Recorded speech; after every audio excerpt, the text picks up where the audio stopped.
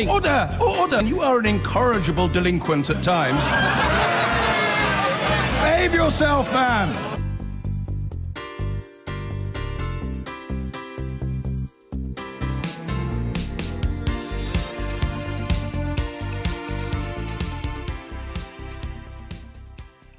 And we're actually not precisely in Yeovil. We're in the Fleet Air Arm Museum at Yeovilton, which is just outside Yeovil.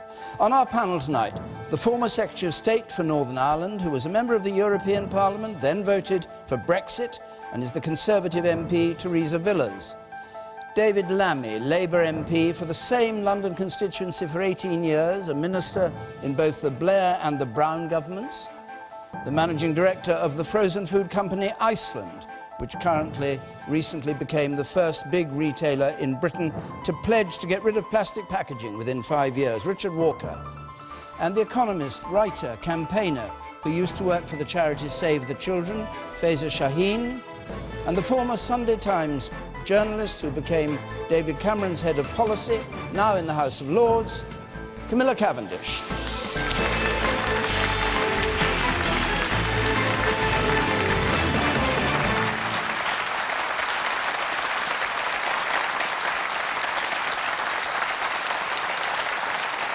Thank you very much. And remember, as always, from home, you can argue these issues using the hashtag BBCQT on Twitter and on Facebook. Let's have our first question, which comes from Victoria McGregor. Would you still make a donation to Oxfam? Would you still make a donation to Oxfam? David Lammy. Yes, just about. And that's because there is so much to do across the world, and Oxfam and a number of aid agencies have been leading the way.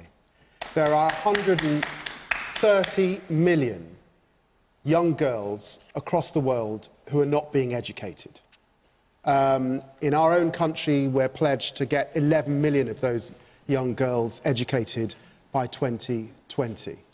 I think of Ebola, and diseases across the world like malaria, which we could overcome, and the wonderful work that taxpayers in this country have contributed to. So I know that there is a debate about getting rid of aid entirely. It's not one I agree with. Having said that, this is a moment for the aid agencies to step up and understand why the public are so upset.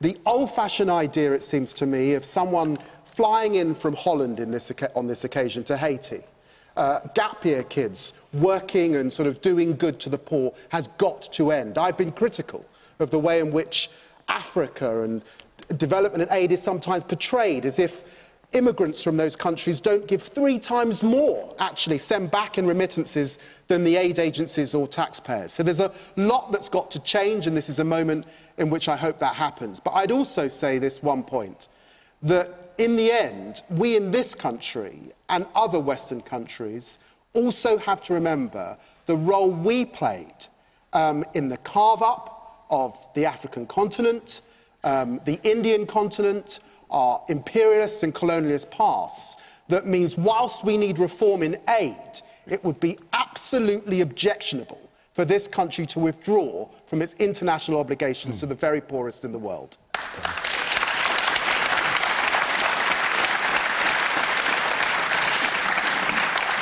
Of course, the question arises from the 2011 cover-up, as Oxfam was accused of their staff in Haiti using prostitutes. Faiza Shaheen, what do you think? That what we've heard over the last week is incredibly disappointing. I hear it when people say that I'm not sure if I should give money anymore. The thing is, of course, and it's absolutely right that those in senior positions and those involved should consider their positions. But the big thing is, of course, is that despicable people cannot stop good people from doing good work and doing good deeds. This is humanitarian work. We are humans. We need to retain that. We need to fight for that. I totally agree that the development agencies need to do a lot more. And look, for the last few months, we've heard a lot about the abuse of power. We've heard about it in Hollywood. We've heard about it in Parliament. And we've heard about it in sports. And this is just another place where that societal problem is clear. That when you give people too much power, they can abuse that. Not always, of course, but they can abuse that. So we need to do a lot more on the safeguards. And we need to do a lot more to make sure that some of what happened in terms of, not being known that this guy was managed to get another job afterwards, that can't happen again. And that's the sort of thing we need to make sure they do now. So what I would say to you is if Oxfam and other development agencies can't show that they are making that difference, they are shifting their funds and shifting the way that they are doing things, then that's the point at which you say, OK, look, they haven't changed Can I just the way. put to you a quotation from the Oxfam Staff Training Manual and ask you whether you think this is a proper or adequate answer to this? It was written in 2006, and it says, "We haven't banned the use of prostitutes, but we strongly discourage it." Is that enough? No, I mean, I don't think that's enough. What do you think they should be saying? Well, look, it just shouldn't have happened. They shouldn't be using prostitutes. Look, I worked for Save the Children for just 18 months, and the issues that are coming out here of quite macho environments are things that, of course, are there in this sector, and I saw them. And there was a bigger issue, and I completely support the use of foreign aid, and we need to think about... I was there when the Ebola outbreak happened, and you think about people that go there and help people. I mean, they're heroes often, and we often find that if we hadn't have made those interventions at that time, can you imagine what would have happened if that disease had spread further? So it's really worth that investment. All right. But there's a lot of change that does need to happen within the development sector, and this is the time to do it. All right. The person there in blue who just had their hand up. Yes. I'm a charity worker myself, and whilst there's always going to be bad apples in any organisation, and safeguarding is about minimising the risk, isn't this a society issue? Why are we starting to... I know there's an issue with Oxfam, and we can start cherry picking, but this is an issue with all of our societies. OK. And the person with the hand up, keep your hands up if you want to speak. Yes, you. Yeah, I work with a couple of West Country charities that have been through a difficult period recently. And one of the problems is that the Charity Commission is a toothless regulator. And what Oxfam shows is that it's a toothless regulator because it looked at this problem a while ago and moved away without finding the real issue. And it didn't sort of dig to find out what was going on? And it doesn't. And if we're not dealing with... If the Charity Commission is not focused on preventing financing foreign terrorism, which is what the government have tasked it to look at, it ignores virtually everything else until it hits the papers. All right. Richard Walker. I mean, look, what happened was beyond reprehensible to exploit the most vulnerable in some of the most vulnerable areas in the world.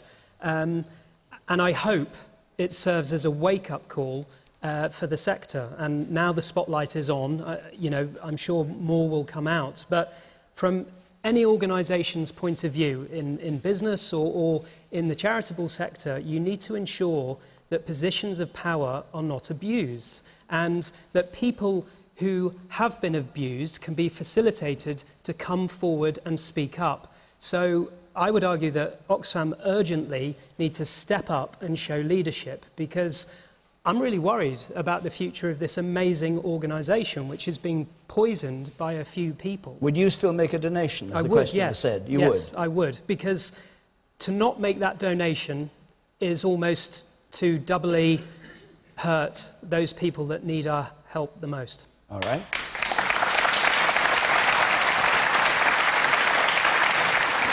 Camilla Cavendish. So I don't think this is a debate or should be a debate about shutting down aid. I think this is a debate about accountability. And I agree, we can't just single out Oxfam. There are clearly issues, unfortunately, that are emerging across the board. But the truth is that I think if I was running Oxfam, and I was an aid worker a long time ago, and I know how chaotic it is, I know there are great people working on the front line, and I know how these things, I can imagine how these things can go wrong. If I'd been running Oxfam, I would have shut down that operation in Haiti. I would have fired that guy rather than paying him off so he'd get a job somewhere else, and I would have put my hand up. That wouldn't have shut down the help to Haiti. All that would have meant was that other agencies who are already there would have moved in. But the truth is that I am very uncomfortable with a big organisation covering things up, passing on monstrous employees with appalling behaviour, and something has gone wrong in that organisation, I'm sorry to say. And I think this is a deep issue of accountability. I have not actually donated to Oxfam myself for years. I donate to Médecins Sans Frontières and smaller charities where I feel I really know the money's going to the front line, but that's a sort of personal decision. But I don't think it's okay for institutions to say that because their mission is to help the vulnerable, they are not accountable. That to me is wrong, and we need to do something about it. The Speaker at the back said that the Charities Commission wasn't doing its job either because it didn't pick up on this and didn't investigate it properly, and they are the watchdog, as he was saying. Well, I think that's a very interesting issue, and I mean, I know some of the work of the Charities Commission, which actually has been very effective. I think you're talking about terrorism and that aspect. Maybe they have focused on that more. I think regulators always have a difficult job. I'm sure more should be done. But you know what? Oxfam shouldn't have let this happen in the first place. Okay. That's kind of... Theresa Villiers. I mean, it is repellent that people who were there to help vulnerable people ended up exploiting them. So I think for the moment, when making a donation, I prefer to give to a different aid charity than Oxfam until Oxfam can prove that it's cleaned up its act. But I agree with the speaker at the back, who said, unfortunately, people who abuse power are present in all sectors of society. The crucial thing now is for the aid sector as a whole to make sure that they have the most robust possible safeguarding mechanisms so that whistleblowers can come forward, so victims can come forward, and so this type of abuse is detected at an early stage and stopped in its tracks. But I'm convinced that we should continue as individuals and as taxpayers to donate to development aid.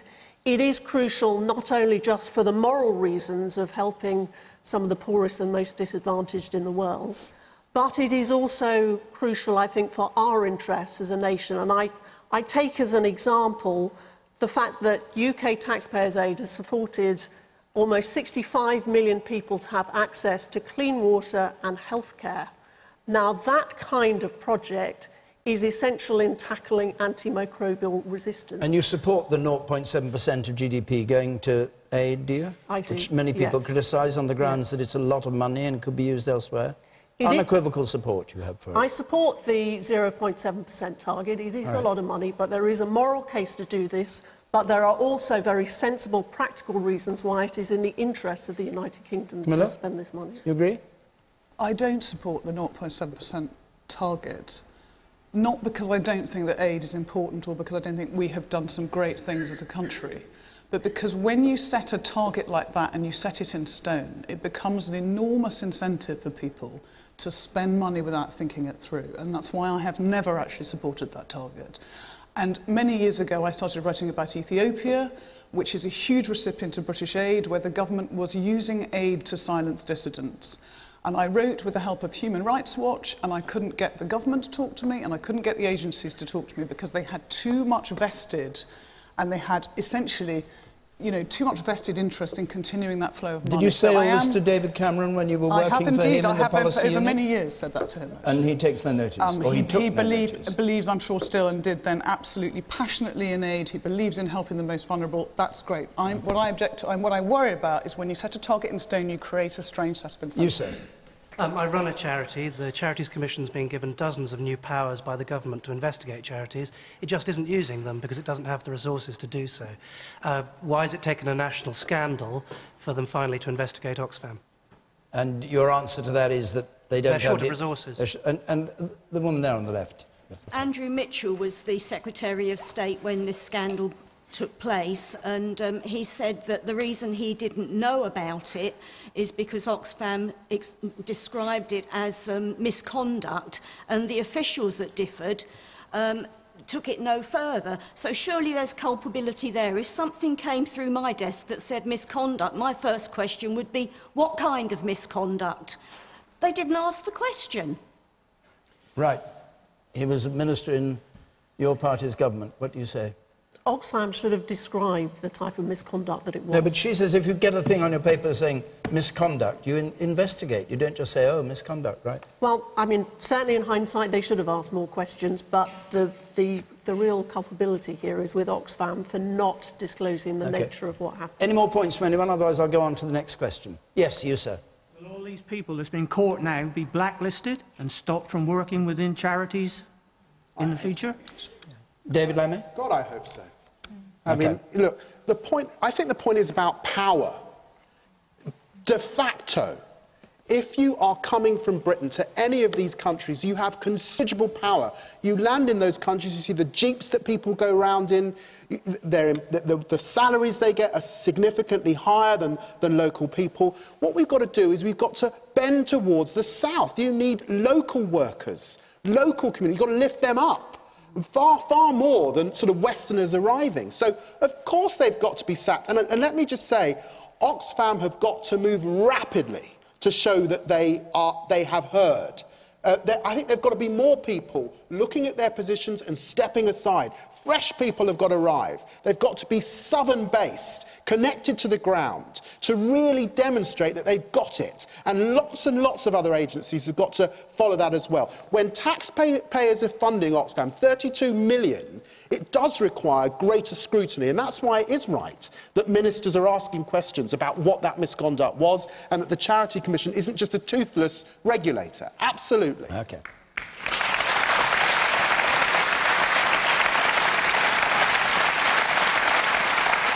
Right, just before we go on to the next question, question time next Thursday comes from Uttoxeter, and the week after that from Blackpool, and details of how to get to Uttoxeter or Blackpool if you want to come to the programme are on the screen, and I will, as ever, give them at the end. But I'll take this question now, please, from Ruth Binney. Ruth Binney, please. If biscuits and other highly processed foods are damaging the nation's health, isn't it time for them to be taxed? Yes, this is based, I think, on this report today, isn't it? The French government saying people who use highly processed foods are more likely to get cancer. Well, Iceland. Highly processed foods and biscuits. I picked a good week to come on. You did? 75 chicken nuggets for £3. Well, actually... no, well, you answer the question. Can I don't I want pick to... you? Something that's been annoying me about the press today is the chicken nuggets. It's been used as an example of an ultra-processed food. Our chicken nuggets are made from 100% chicken and breadcrumbs. And there is an important point here. What did you say your company was called? What is wrong with that, other than snobbery? All right, OK. Shall I go down the rest of the list or not? No. 24 cans of Pepsi for £6.50, 42 packets. I don't know why this matters, because you're here to answer the general question. If, and you know the business well, highly processed foods are damaging the health, is it time for them actually to be taxed? Look, I think ultimately it comes down to a balanced diet. And I recognise that retailers have a responsibility to provide an option of choices. So if you want to have a processed meal, retailers need to ensure that that is high quality, to the best possible standards at the best possible price. If you want to do some scratch cooking and buy chicken and vegetables and fresh food, which you can do from our store, we're not all frozen, then you know that's fine as well. So I think it's incumbent on the retailers to give customers that choice. I don't think that we can really tax our way to solving this situation. But I think we can all do better. There are regulations that have come in, for example, such as on sugar.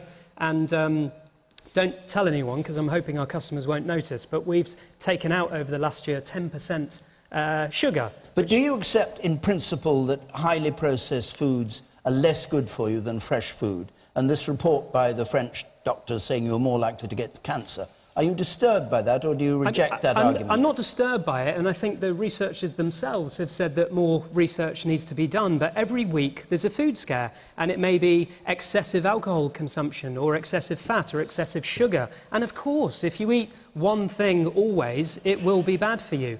The fundamental point here is it's about balance and choice. And, you know, retailers have got to work damn hard to make sure that our products are as good a quality as we can make them. Camilla Cavendish. Well, I was the author of the sugar tax on fizzy drinks, which is coming in next year. So I'm regarded as a health fascist and deeply unpopular with many sections of the community. Are you unpopular with Iceland? Well, I don't know, because by the sound of it, you can buy quinoa, asparagus spears, you know, not what you think. Correct. Correct. I live on asparagus spears, that's all I know. All right, come on, back to the sugar. So, look, what I discovered... So, you know, the evidence on fizzy drinks is terrible. Teenagers in this country drink an enormous amount of it. Richard's point about moderation is right, but the fact is we don't seem very good in ourselves at being moderate. We wanted to bring in a tax to make those drinks more expensive. There was an onslaught from the companies. Every company said they couldn't possibly reformulate it. It would be impossible to change their ingredients. It would be impossible to take the sugar out. Here we are, 3 months before the tax comes in, and every single company except one has already reformulated its drink to avoid the tax, which I think is a huge success.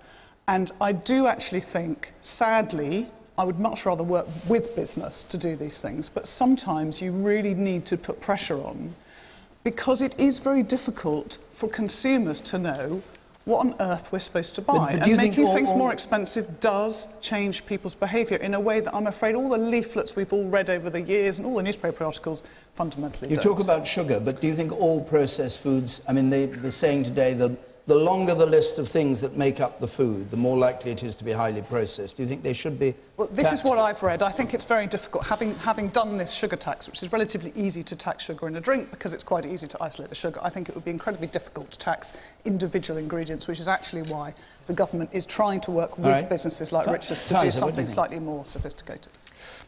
There's obviously an issue about the way in which corporations and food businesses behave when they are given these regulations, and there's obviously more we can do on that front. There's obviously the other side of this equation, which is people's pockets. Part of the reason that they will go to Iceland and go to certain stores is because they're cheaper, and they'll buy things that perhaps are more processed and are you know, a pound for chicken nuggets or whatever it is, which my husband quite likes actually. You know, is the way in which people make their money work. And we've had a decade of such low wage growth in this country. I mean, we haven't had a decade of this type of wage growth for over 200 years. People are really feeling the squeeze in terms of how much money they have left over. And there are also time restraints as well, right? So people are working more hours, trying to make those ends meet. And that's where, you know, these sorts of shortcuts and these kinds of foods become a possibility in which to just make it work, make everyday work.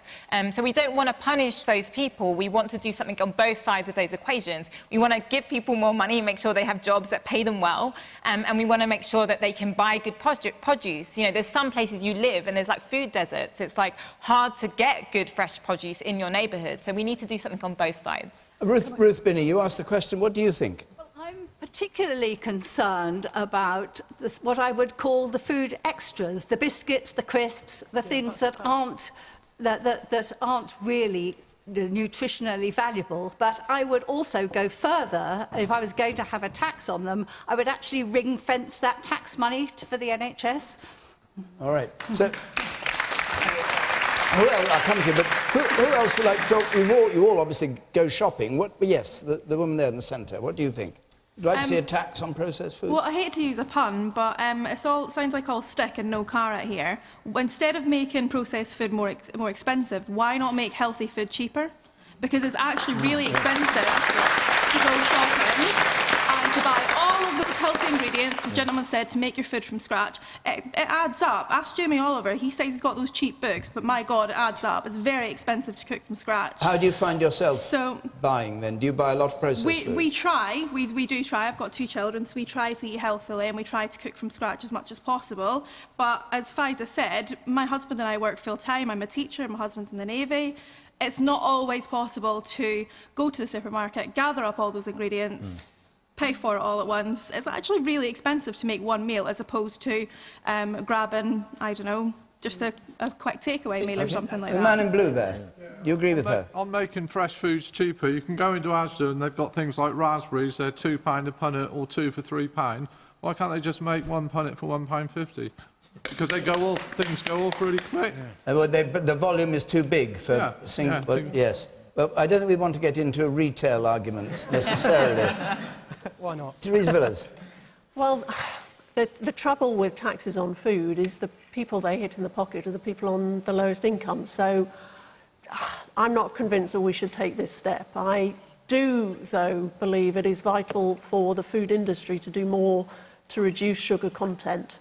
I'm somewhat sceptical about this particular study. It seems that they only got people to write out what they ate for 2 days. It seems quite a big step then to draw the conclusions that they have. But there is no doubt that being overweight is one of the most important preventable causes of cancer. So both the food industry and, you know, government and society as a whole, we need a strong public health campaign to educate people and support them in trying to eat more healthily, because that is the best way to prevent themselves from getting cancer. OK. And the person up there on the gangway, yes. Me? Yes, you. Yeah, why do we always come back to this thing about if you put prices of these processed and sugary goods up, it's always the lowest paid people that will suffer? Why does anybody need to give their children cans of Coke? Exactly.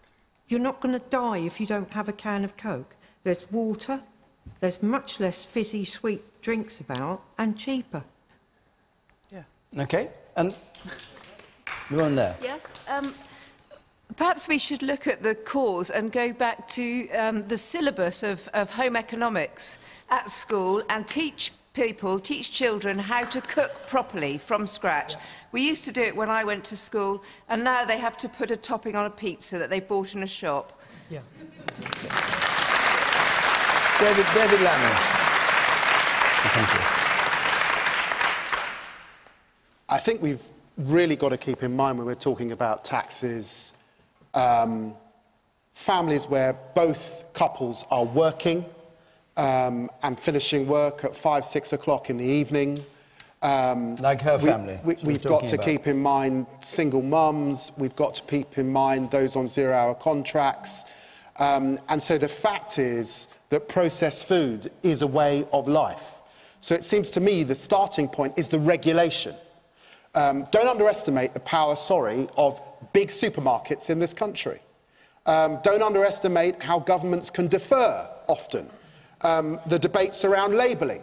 Too much fat, too much sugar, too much salt in a lot of this food. So you've got to get the regulation first before you start to tax people because of the circumstances in which they live, it seems to me. Do you feel unregulated? No, look, I mean, is he right saying you have the power and not the government? I'm broadly in favour, you know, of regulation coming in, so long as it's a level playing field and the industry can act together. You know, and I think the lady over there made a really valid point on home economics and education. That must play a role as well. You know, why do we always blame the schools? No, for what in the end is a supermarket's problem? And listen, you know, leave the teachers out of it. Let us not demonise a ready meal, because if it's good quality and you know you don't have much time, then what is the problem? Can I explain one thing? I'll come to you. The sugar tax on drinks, it was not a tax on customers, it's a tax on manufacturers. And the whole point of it was to get manufacturers to change the ingredients in the product. So they've cut down the amount of sugars. That's what. So nobody's paying this tax, you're saying? If you can actually get manufacturers to stop putting junk because it's cheaper for them into their products. But Coca-Cola, as a result of this, are reducing the amount of Coke and putting the price up. Coca-Cola Coca-Cola are the one company that is not changing their product, as I understand. And they're putting the price up. I don't know what they're doing with the price, but They're putting the price up, they may put the price up, but you will have other options which will be cheaper. All right, the one here. When I went to postnatal classes just after having my babies, a lot of the other mothers there were saying that their children wouldn't drink water, they would only drink squash, and they would only eat biscuits and they wouldn't eat vegetables.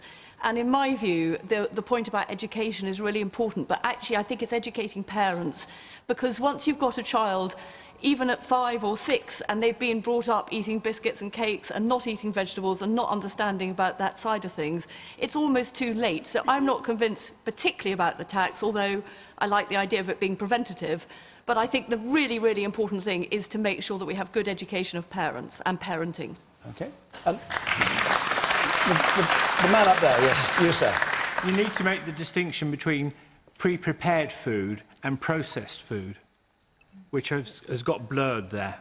You can buy from Iceland pre-prepared food that isn't processed, just needs heating, and then processed foods like sausages, burgers, things like that. And food that just needs eating sounds... Sorry, heating. Oh, heating, I think it's a marketing campaign. This food just needs eating. Yes, the woman there, the right. I just wanted to say the thing about schools is just too easy. I've got 2 kids at high school. They've made chicken nuggets from scratch. They've made vegetable korma from scratch. They bring them home and they're delicious. So it is happening in schools. Okay. Let's move on to another question. Since we're talking about schools, I'll bring you in on it if you'd like to come in on it. Okay, it's a question from Michelle. Is Mordu the right pronunciation? Mordu. Can the ticking time bomb of mental health and stress in our schools really be solved by even more testing?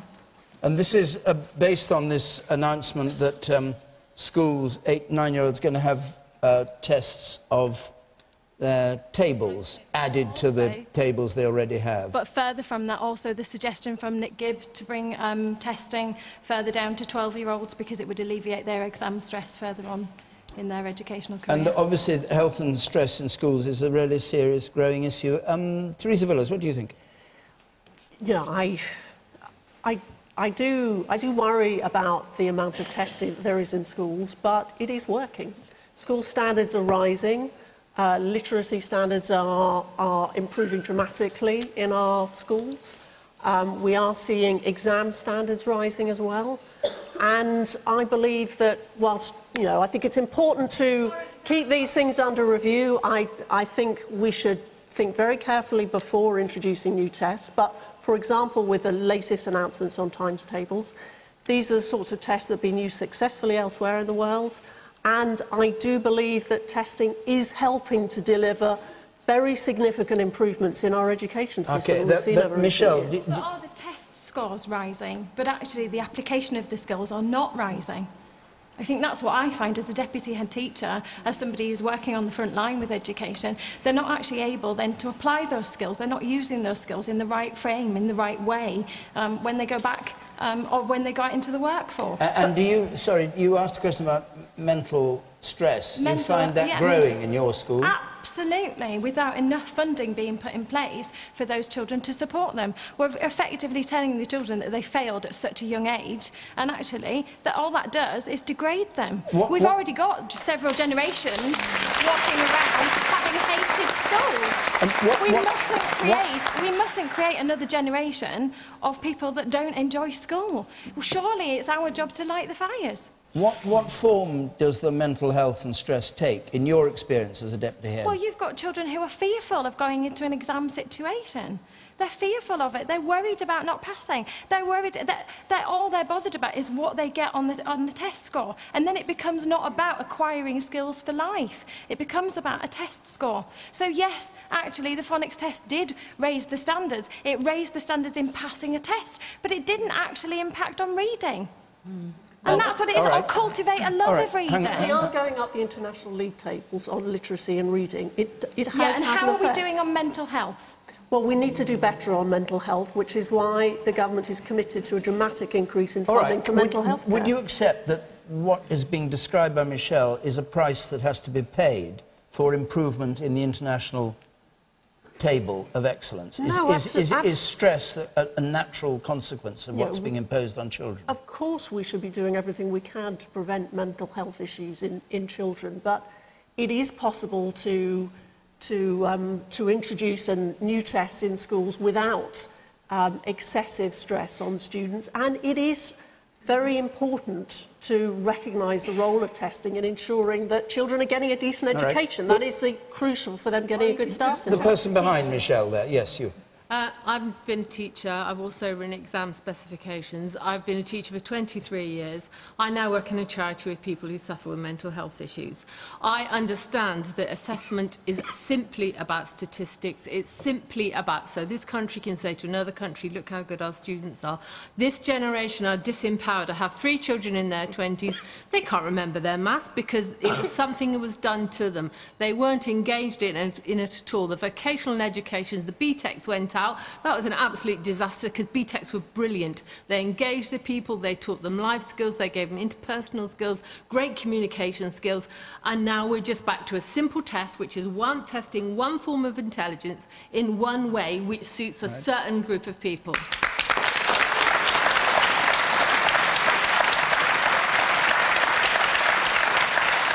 Camilla Cavendish. Well, I have 3 children and the eldest is just about to do his GCSEs. And I think, you know, I've been around the policy world for a long time. It's not till you have kids that you see it for what it is. And what I can't believe is how little has changed since I was at school. And it seems to me that we test memory, we test short-term memory and being able to learn things by rote. And it is important to learn your times tables.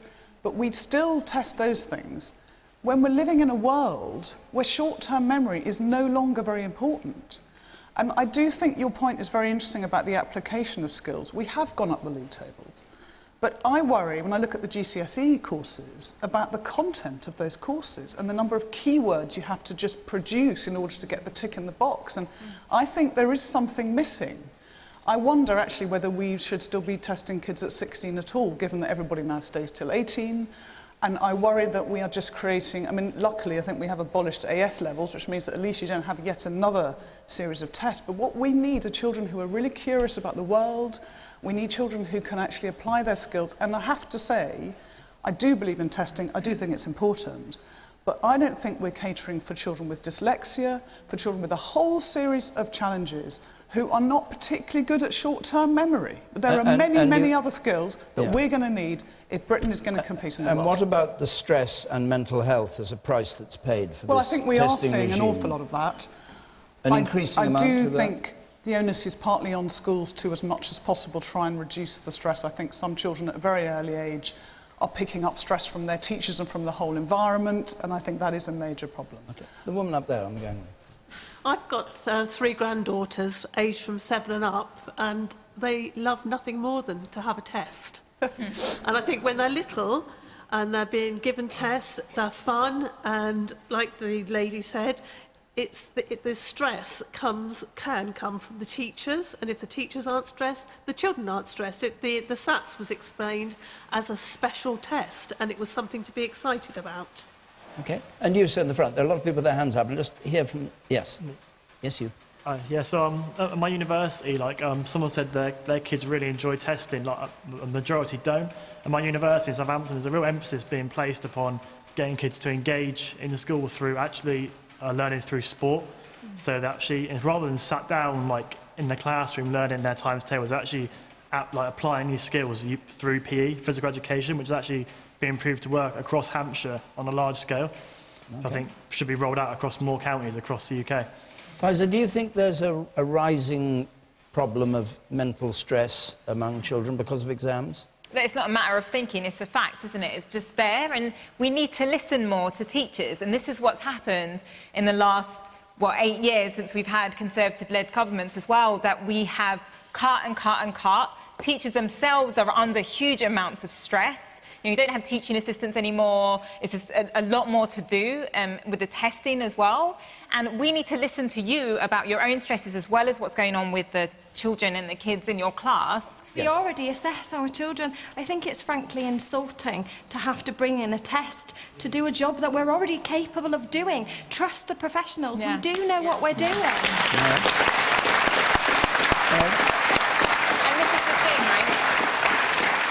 And we hear about mental health all of the time from Theresa May talking about investment in mental health. When I go out and talk to youth services, when I talk to people working in mental health with young people, it's cut. The truth of the matter on the ground is very different to what we hear from government ministers. Okay. Richard Walker, you must see lots of people coming out of the education system to work for you. What's your impression of the way that they're being taught and the pressures they're under? Well, I'm no educational expert, but I am a dad to 2 young girls. And obviously I want them to be the best they can be and do whatever they want to do in life. But I'm already worried about the amount of homework they have and the amount of tests they have. My wife used to work in Norway, and I think kids start school their age 6 or 7. And it seems a lot more of a relaxed introduction. But to David's point, in terms of what we see, I think in terms of targets, a lot of school leavers think that maybe higher education, university is the only option available to them. But, you know, skills for life was a great phrase, because we need to be looking at a broad suite of options, from vocational training to the apprenticeship levy, which has come in, which is fantastic. So we sponsor school leavers, we pay them a graduate equivalent salary, but they're 18 and they can train with us. OK, let's come back to the testing. The woman on the right there. I think a lot of the mental stress is caused by the desire of parents or the children themselves to succeed. But I think a lesson in life is, if you fail, you then try again harder the next time. So I don't think these children should be under undue pressure the whole time. Being a failure is also a lesson in life. And the woman there on the right, yes. You said that your government was committed to providing more support for mental health in schools. I'm a teacher, and I'm wondering when that's going to come through, because as a tutor, I have students come to me with mental health issues pretty much every day, and there is no support that we can access as teachers. We're having to be counsellors as well as teachers. So what do you do when somebody comes to you? Are you a teacher of young people, or...? I teach A-levels at a college. What do you do when people come to you? I support them as best as I can, and I refer them to what services are available in our college, but more often than not, it can take weeks for them to get in with a counsellor, and when you're 16, that's too long. They need help then and there. But do you attribute this to the testing in schools? Oh yes, there's a huge amount of pressure put on young people to get the grades they need at A-level to get into university, and it's this constant, you need to do this to get to the next step, but okay. What's the end for them? David Lammy. Well, I think the question is, why have the government suddenly decided that we need another round of tests for 8-year-olds, that is the priority? I just don't think that's the priority. The priority, if we're going to exit the European Union, is skills. So bring back night schools in this country. The priority is invest in youth services in this country. The priority is, why have we cut FE budgets by 50%? Are any open in the evening so people can skill up? Those are the priorities. Not testing 8-year-olds. And yeah, it's so sad that we're walking down the road like the Americans. We're seeing more self-harm of youngsters, really young kids. Our teachers are stressed out and leaving the profession. And if you have a child with a mental health problem, or a learning disability, or one of those issues, you tried getting a speech therapist. You tried ringing up child and adolescent mental health services. Impossible to get on the waiting list. You're waiting for years, basically, just to get seen. That's the context. Yes. Under Conservative-led governments, there's now 1.9 million more children studying in good or outstanding schools. We are seeing stronger exam standards, and also, for the very first time in the history of the NHS, we are introducing waiting time targets for mental health care. We are investing record amounts, more than ever before, in mental health care, with a strong focus on young people in schools. So we are focused on this problem, and I also want to emphasise that I agree very strongly. The apprenticeship levy is a revolutionary instrument of social justice and education. It's going to mean many million more young people getting a real effective start in life.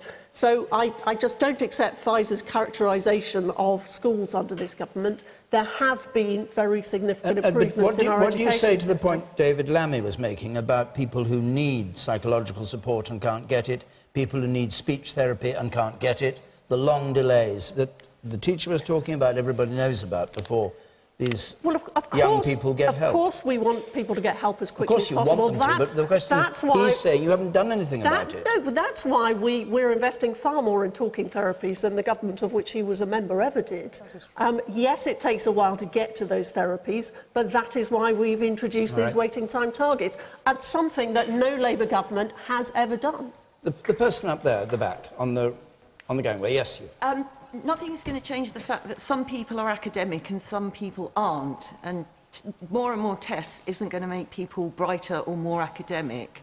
Shouldn't children be allowed to be children, and maybe that would help their mental health? What do you mean by children? Well, what do you mean they by seem to be, more and more, they seem to be given tests and tests and tests, and they've got to meet these targets and those targets. Why not let them be children? The bright ones, the academic ones, will do it anyway. And not testing will give the teachers more time to teach. OK, there are a lot of people with their hands up now. Let's go to the very back there, and then I'll come over here. Yes. I'm a teacher as well, and absolutely agree with a lot of what's been said. I believe one of the arguments is that, from the government, is that the 8 to 9-year-old multiplication tables test will tell teachers where their children need help.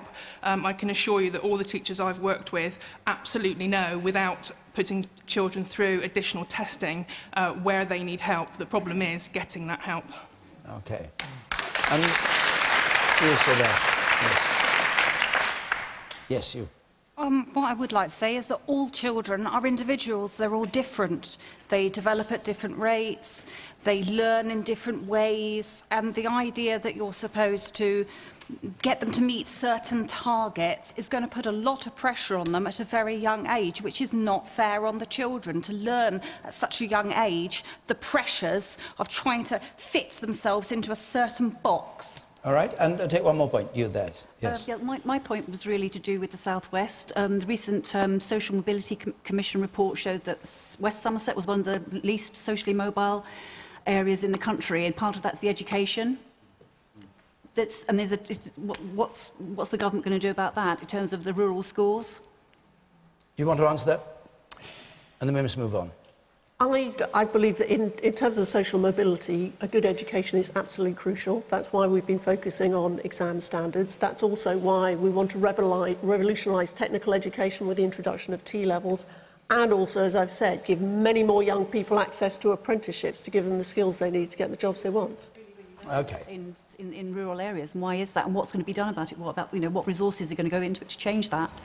Well, the apprenticeship level will put, far greater funds into skills training than ever before. It's just not. Look, in the South West, FE budgets are being cut. Money is not rising in schools. Children's centres are being shut down. She's not. I'm afraid she's just got it wrong. It's not happening on the ground. It just isn't. Yeah, it's good. I mean, I agree. You agree. All right. We'll move on. We go to a question because of where we're sitting.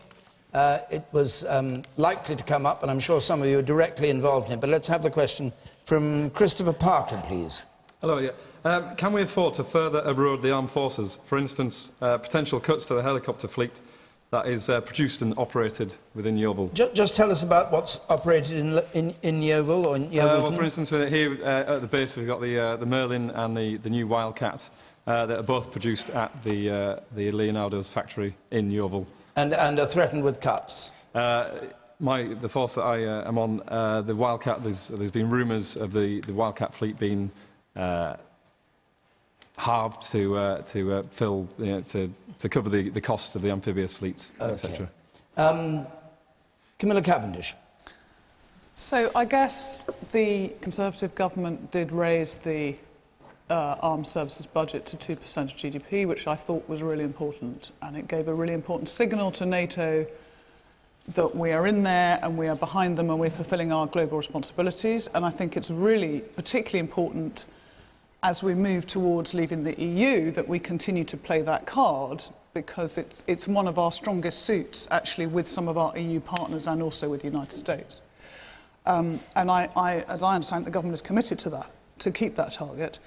Clearly, because the pound has fallen in value so much because of Brexit compared to the dollar, there is a real issue now about the purchase of equipment that the armed services are supposed to be making and the pressures on the budget. And I don't know the detail of that, but I mean, there is definitely going to be some questions about that. But wasn't the budget cut between 2010 and 2015 by about nearly 20%, the defence budget? I don't know how much. There were some cuts made, but in 2015, obviously, the government committed to 2% of GDP. And you're happy with that? Yeah, well, I thought that was a really important signal. But I think the question now is, how are they going to respond to those cost pressures that are coming really from the pound against the dollar? And I suppose the one thing I would say is that we need to make sure that we're not going to have a defence review by stealth. We need to be told the facts and we need to know exactly what's going to happen. And I think there's been a lot of confusion and obfuscation about this from various quarters, and we need the Defence Secretary to make it very, very clear what his commitment is going to be. Christopher Parker, do you think that the defence is being badly handled at the moment? Is that what you're saying? Yeah, certainly I see that. And the threat that we keep hearing, for instance, the Albion and the Bulwark getting ditched, which is eroding further the amphibious assault capability of the Navy. We need to plug it somewhere, I understand, and money just doesn't go on trees. So, and also the Marines, potential cuts to the Marines as well. We can't just scrap these historic units as well. Pfizer, what do you think? So when I think about issues of the military, me personally, I would prefer if we weren't involved, obviously, in more wars. But the thing is, we obviously need the military. The big thing is about jobs. So the problem is when they make these cuts, they don't plan ahead. They don't think about what this means for people's security. So if they can take those skills and use it in other sectors, then that's the way in which we need to do it. So we often know these things are coming up. And we just let it come to that point where there's a crisis and people are worried about their jobs. And small towns where those are, quite a big share of the jobs, then that has massive implications for those communities. So what I would say is if over time we want to make cuts to the military budget and we want to shift our economy into working on other sectors, then we have to do that with jobs in mind, and we have to do that slowly. But we just don't see those plans there, and it's very frustrating for people that are in those sectors. David Lemon. Well, look, our armed services do a very important job, and it's not just in moments of war, peacekeeping all over the world, patrolling the seas against pirates, drugs, all sorts of issues that British armed services are involved in, and that's got to be funded.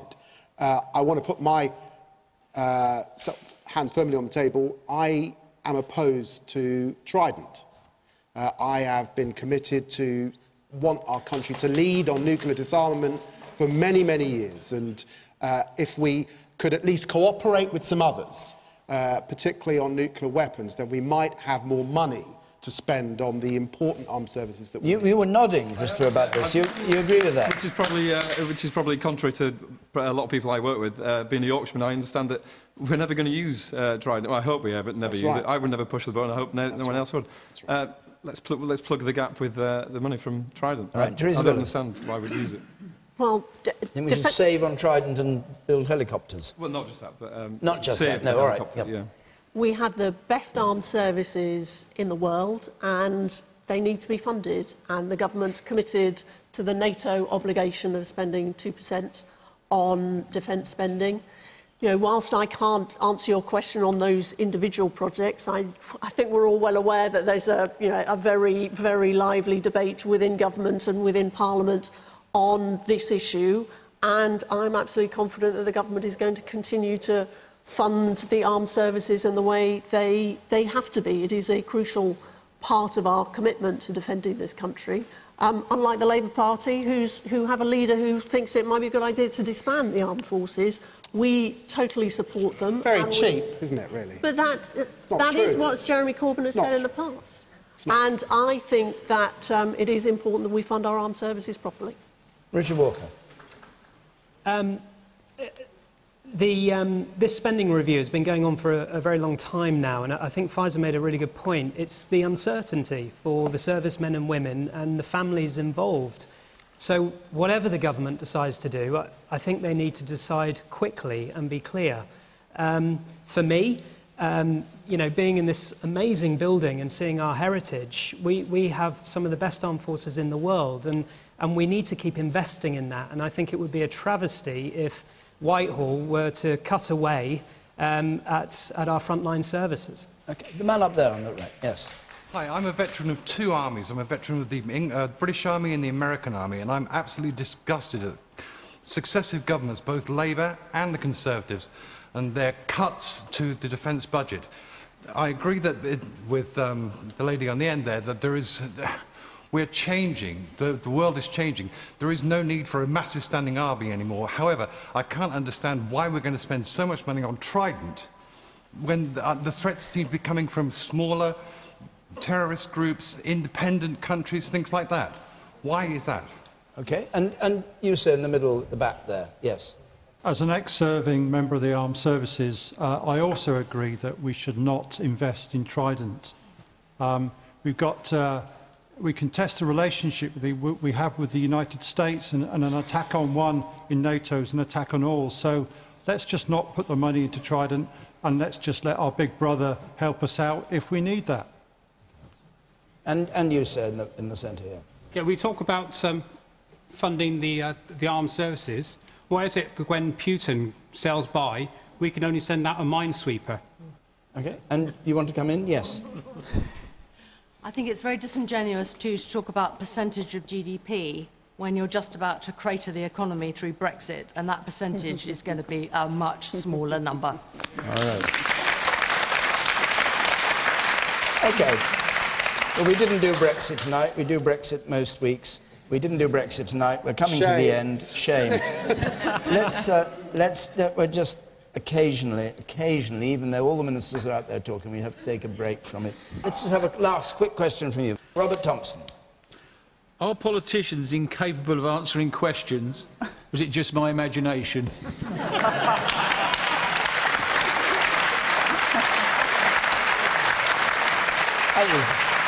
You've had quite a good display tonight. Let's go round. You start on it, Faz. Yeah, I get frustrated as well with that. And I have to say, one thing that they are also very good at is forgetting the history. And I think one of the things I've heard today, hearing teachers and military people, is the cuts, the big cuts that we've had in the last 7-8 years that are affecting all people working in public services. And the way that Theresa and Camilla even went on tonight is as if those things didn't happen. Those people in the city, bankers in the city, have got it as good as they've ever had it. And yet we are still suffering the impacts of the financial crisis 10 years on. All right. And we cannot let them forget that. Yeah, OK. It wasn't quite the question. You've taken up most of the time we've got left. Very briefly. Politicians, of course, are experts at not answering the question. And as a businessman, I would say this, but more straight talking is what is required. Camilla? Quickly, if you would. Oh, I just, if you're going to attack me, I'm going to have to slightly defend myself. I don't think at any point in this programme I've suggested that there haven't been any cuts. Local government is suffering enormously. There have been enormous numbers of cuts the coalition had to make. Sorry, the question is, are politicians incapable of answering? No, I'm just sorry. If you're going to, you know... All right. But sorry, politicians, really great politicians, do answer the question, and they diffuse it with humour and they get to the heart of it. And there are a few great politicians, and maybe one of them is sitting next to me. I don't know, David. Maybe both of them sitting next to me. They have to be very, very quick. Theresa. No, and we are capable of answering questions. All right, David. We don't answer enough questions honestly. That's the truth across the board. OK.